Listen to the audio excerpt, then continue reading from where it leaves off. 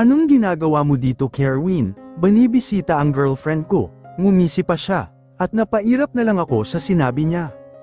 Girlfriend your face, paano mo nalaman kung saan ako nakatira? Simple lang, pinasundan ko yung taxi na sinasakyan mo at boom, alam ko na. Iba ka talaga, iiling-iling kong sabi, can I get inside now?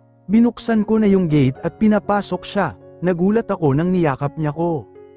Thank you, tuwang-tuwa pa siya at piyakap-yakap pa.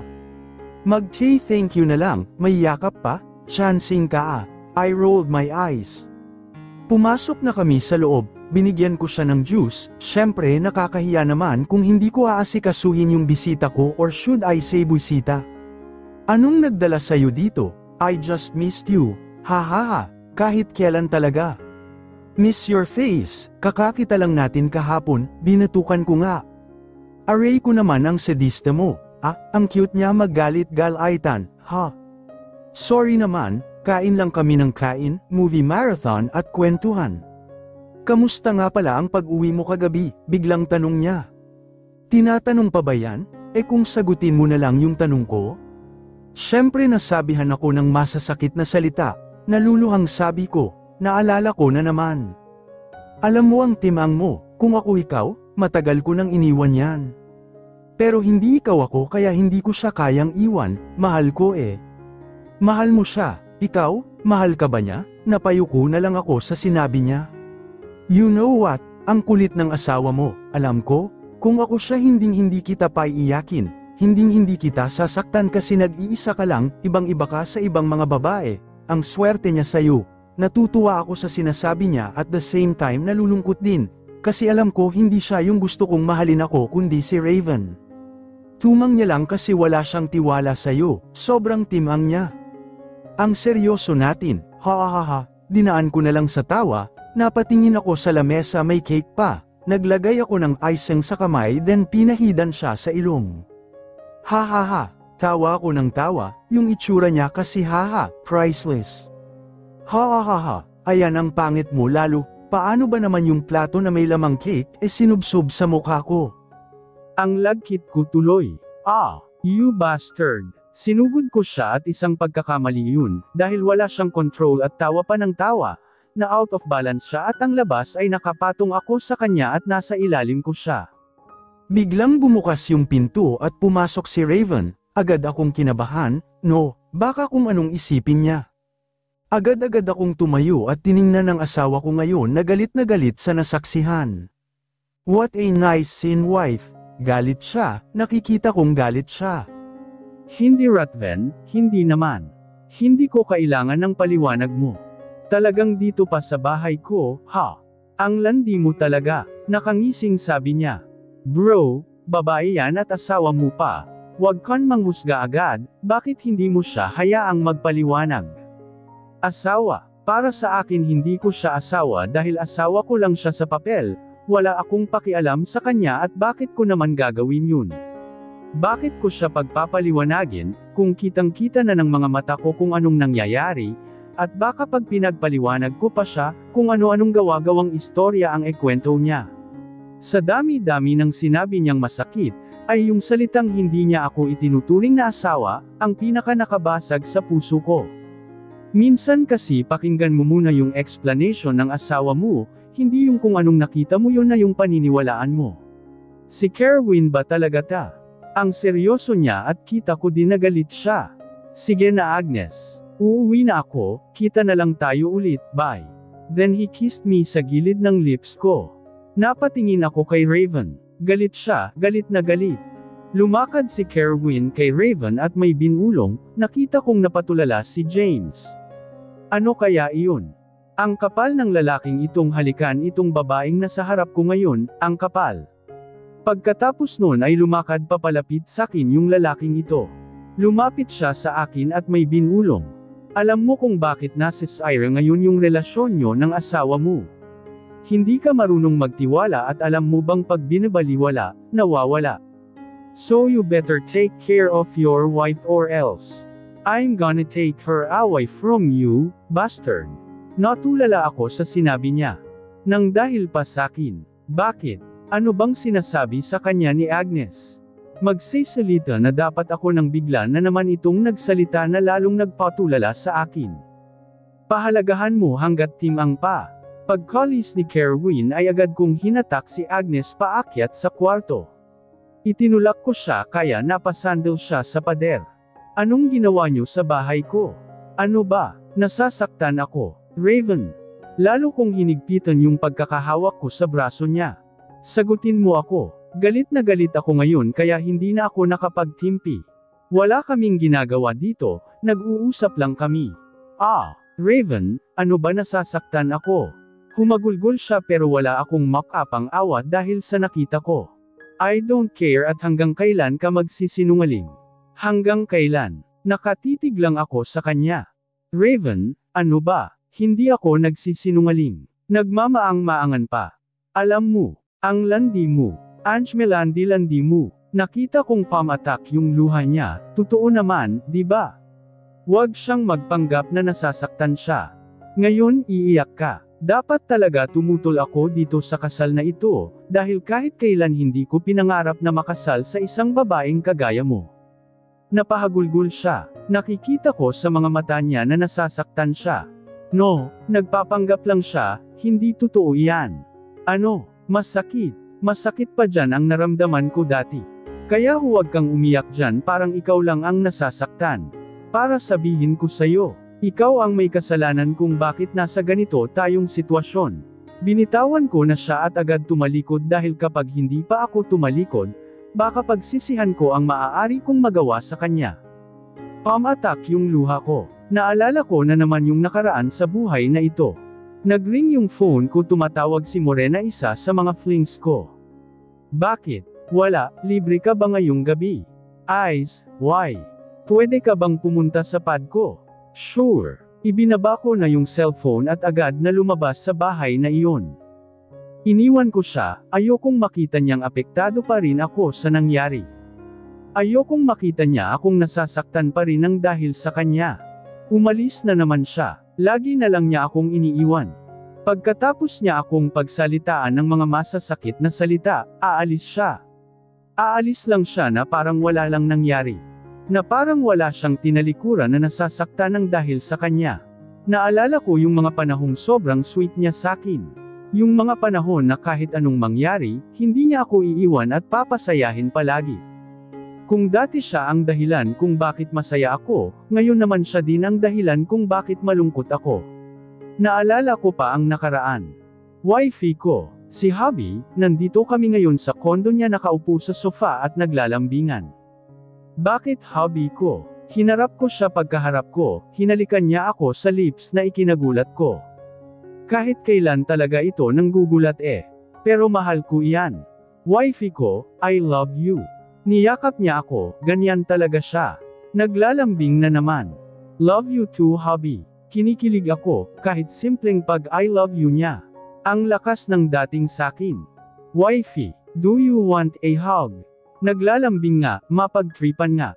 No, hahaha, nakita ko siyang napasimangot sa sinabi ko. Do you even know what I just said? Anong akala niya sakin? Ulyanin na madaling kalimutan yung sinabi niya. Yes, why? Nakaangat na kilay na sabi ko. What did I say then? Pinipigilan nito ang ngumiti kaya napanguso ako. Do you want a hug? Di ba ayon yung sina? Hindi ko na naituloy yung sinasabi ko dahil agad itong kumilos para yakapin ako. Well, if you insist. Ang hubby ko lagi na lang akong pinapakilig. Nakangiting napailing na lang ako, kakaiba talaga itong mahal ko. Kailan kaya babalik si Raven sa dating siya? Yung Raven na sweet, yung Raven na corny. Yung Raven na gagawin ang lahat mapasaya lang ako. Ang sarap balikan ng mga nakaraan namin, hindi ko alam na sa isang pagkakamali na hindi ko naman ginawa, at kahit kailan hindi ko magagawa, nang dahil lang doon na bago ang pakikitungo niya sa akin. Yung walang away, yung walang iyakan, yung walang lihiman at walang lokohan. God knows how much I love Raven. Siguro kung hindi dumating yung mga gulo na yun, hindi siya magbabago.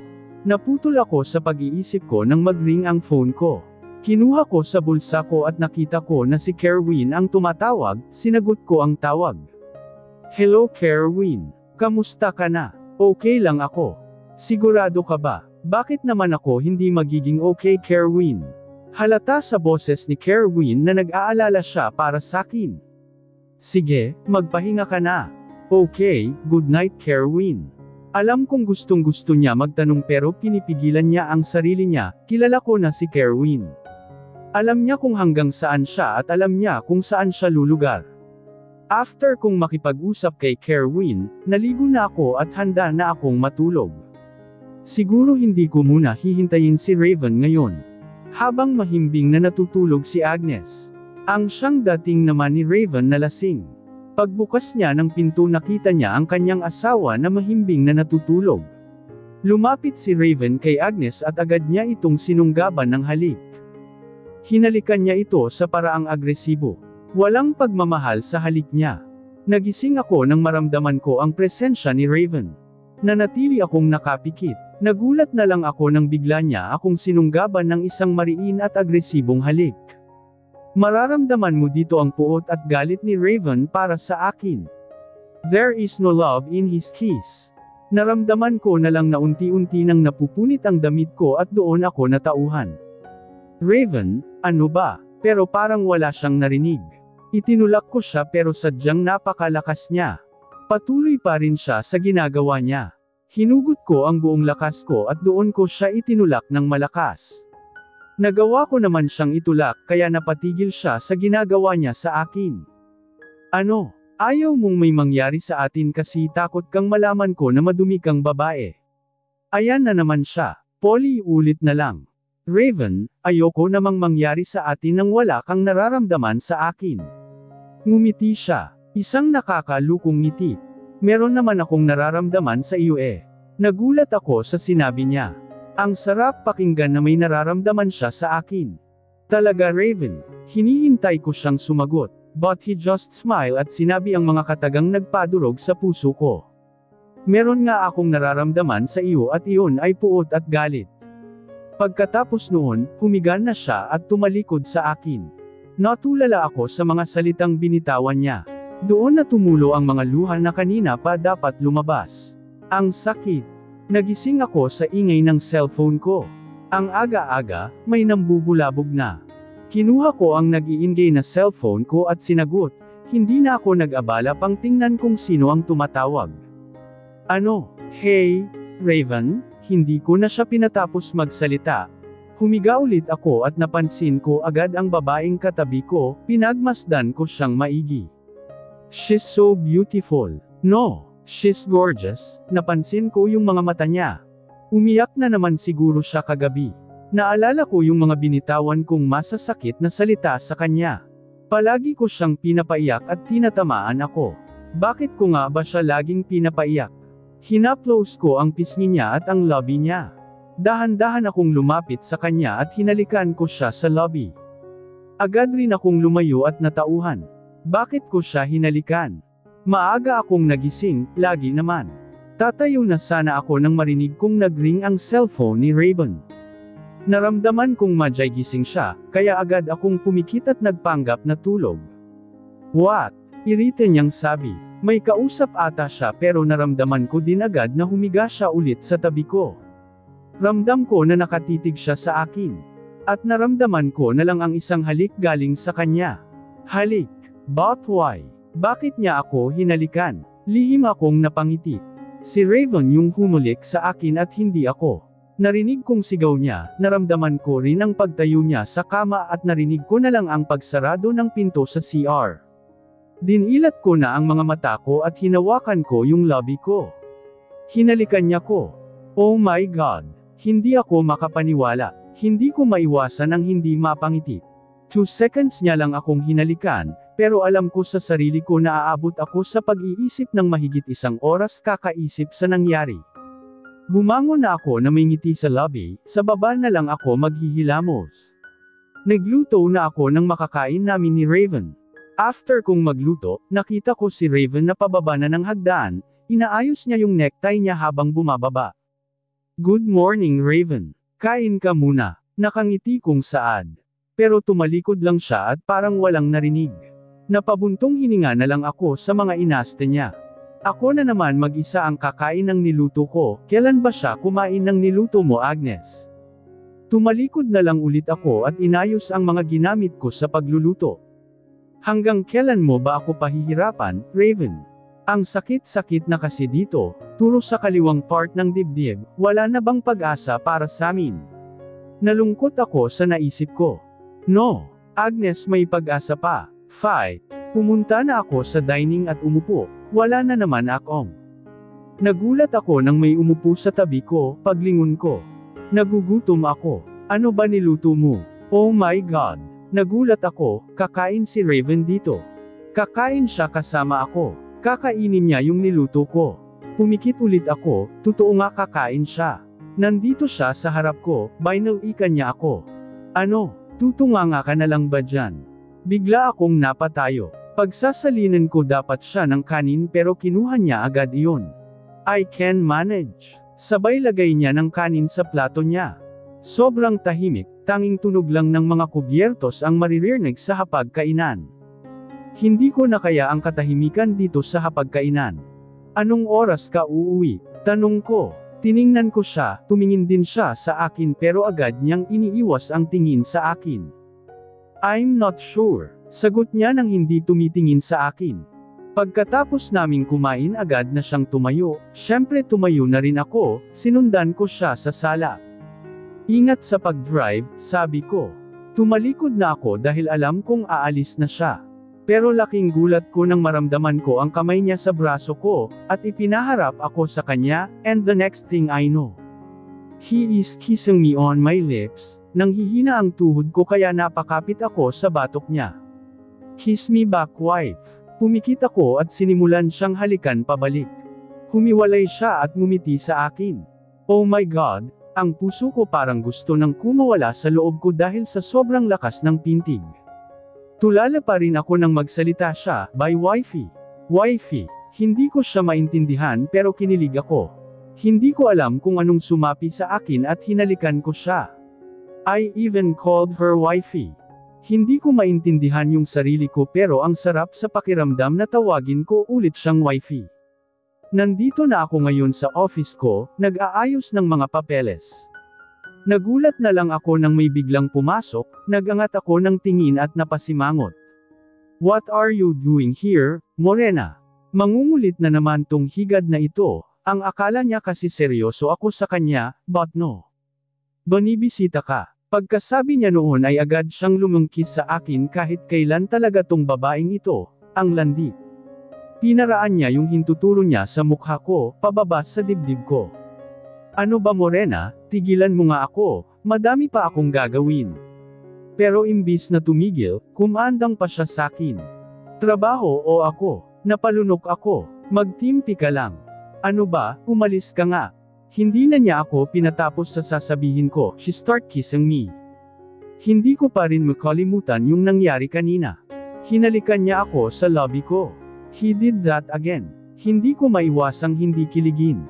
Una hinalikan niya ako. Pangalawa sinabayan niya pa akong kumain. Pangatlo hinalikan niya ulit ako at saka sinabi ang mga katagang wifey. Oh Diyos! Napakagandang araw. Si Raven ba talaga yun? Sana ganun na lang siya palagi. Ang saya ko, sana ganito na lang kami palagi, walang away, walang masasakit na salita at walang sigawan. How I missed my hubby. Sana hindi na lang nangyari yung mga nangyari dati, edi sana masaya na kami ngayon. My phone rang, tumayo ako sa pagkakaupo at tiningnan kung sino ang tumatawag. Unregistered number. Sino naman ito? Hello. Biglang akong nanginig sa galit nang marinig ko ang boses na ito. Kilala ko kung kanino itong boses. Kilalang kilala. What do you want, Chantel? Hindi ka pa ba tapos sa pangsisira mo sa amin ni Raven? Huwag kang mag-alala, sirang-sira na kami. Hindi ko mapigil ang hindi maluha. Naalala ko na naman. No Agnes, we need to talk. I miss you, sorry for what we did. I'm sorry. Please we need to talk, may dapat kang malaman. Chantel is my ex-best friend, trinidor nila ako. For God's sake, 4 years kaming magkakaibigan pero nagawa nila iyon. You missed me. Really, baka naman asawa ko lang ang namimiss mo. No, please, we need to talk. Kathy and I will wait for you, please. Importante lang. Sage, papayag ako. Kitang-Katie na yung kamay kong sampilan kayong dalawa. Pagkasabi ko noon ay ibinaba ko na yung tawag, ang lakas ng loob tumawag sakin. Ang kakapal nila, ang kapal nila. Hindi ko na napigil ang tumulo na talaga yung luha ko. Tulo lang ito ng tulo. Naaalala ko kung paano nila ako tradorin. Chantel and Kathy was my best friends. Sobrang pinagkakatiwalaan ko sila. Kapag may away kami ni Raven dati sa kanila ako pumupunta para ilabas ang sama ng loob ko, parang kapatid ko na sila, sobrang mahalaga sila sakin. For 4 long years, sila lang ang kinilala kong kaibigan at kapatid. Mahalaga sila sakin pero anong ginawa nila? Trinaydor nila ako. Flashback. Napatingin ako sa taong kakapasok lang. Yung dalawang best friend ko, buti na lang nandito sila. Chantel, Kathy, bakit ganun si Raven? Bakit hindi niya ako pinapakinggan at teka, di ba yung sinabi ko yun, tayo lang yung tao doon sa kwarto niyo nung sinabi ko yun, di ba? Oh what? Kahit kailan talaga utu-utu ka, syempre ni-record namin yun. Bakit ganito sila magsalita? Teka, ano bang sinasabi nyo? Naguguluhan ako. Ni-record namin yung sinabi mo para ay parinig kay Raven. Haha, what a loser. Masyado ka kasing utu-uto. Sila yung nagbigay kay Raven noon. Paano nila nagawa sakin ito? Best friend ko sila. Bakit nyo ito ginagawa sakin? Nanghihinang tanong ko. Kasi inagaw mo samin si Raven, matagal din siyang naging sayo, ha? Buti na lang kumawala siya. Tumatawang sabi ni Kathy. Bakit nyo ini-record ang mga yun? Nanginginig ako sa sakit at galit. Syempre para mag-break na kayo ni Raven. Parang gumuho yung mundo ko, sirang-sira na ako. For God's sake, best friend ko sila, pinagkatiwalaan pero ganito lang pala ang mangyayari. Sila ang nag-record nun. Sinabi nilang mag-open kami sa nararamdaman namin sa mga boyfriend namin, ang sasabihin mo ay ang kabaligtaran. Kunwari mahal mo siya pero ang sasabihin mo ay hindi mo siya mahal, kabaligtaran. Naiyak ako sa katimangan ko. Nauto nila ako. Nang dahil doon. Nang dahil sa narinig niya na wala na yung pinakamamahal ko, wala na. Oh, bye-bye, see you in hell. Isa sila sa dahilan kung bakit galit sakin si Raven ngayon. Ang kakapal nila, wala silang puso. Tumutulo pa din yung mga luha ko, bakit nga ba ako umiiyak? Hindi ko dapat sila iyakan. Hindi dapat iyakan ang mga walang puso. Humanda sila sakin, makikita nila. Umakyat ako sa taas at naligo. Humanda kayo sakin. Natapos akong mag-ayos, eto ako nasa taxi papunta sa lugar kung saan nandoon ang mga walang puso. Ilang minuto din ay nakarating na ako sa lugar kung saan yun. Sa isang private restaurant. Wow!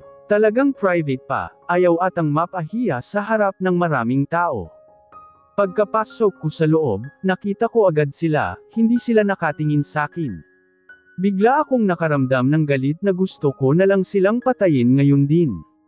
Lumapit ako sa kanila at ngumiti, isang ngiting punong-puno ng galit. Hi! Kamusta sa impyerno? Pagkasabi ko noon napalingon sila sakin, ganun pa rin naman ang itsura nila, mukhang anghel sa labas pero demonyo sa loob. Bago ako umupo, hinarap ko sila at sinampal kaliwat kanan. Regalo ko. Nagustuhan nyo ba? Ngumisi ako at umupo.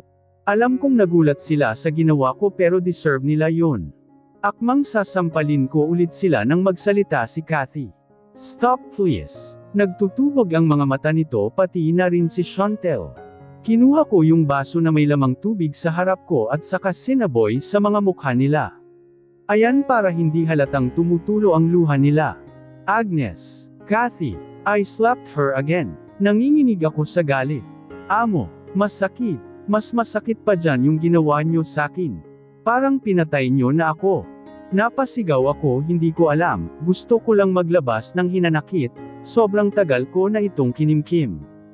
Alam nyo kung gaano ko kamahal si Raven at kung gaano namin kamahal ang isa't isa. I hate it. I hate myself for being weak. Agnes. Naluluhang sabi ni Kathy. What? Mag-so sorry kayo. Wala na, sirang-sira na kami ng asawa ko, nagtagumpay kayo. Kayo ang Sam Iris sa buhay ko. Tumulo yung luhang kanina ko pa pinipigilan. No, hindi dapat ako umiyak sa harap nila. Baka sabihin nila mahina at iyakin pa rin ako gaya ng dati. Agnes, sorry. Hindi namin alam ang ginagawa namin noon, please let us explain, naluluhang sabi ni Chantel. Kita ko sa mata niya ang pagsisisi. Sorry. Maibabalik ba ng sorry nyo yung dating relasyon namin ni Raven? Hindi, di ba? Hindi kayawa. Hindi ako natapos sa pagsisilita nang magsalita si Chantel.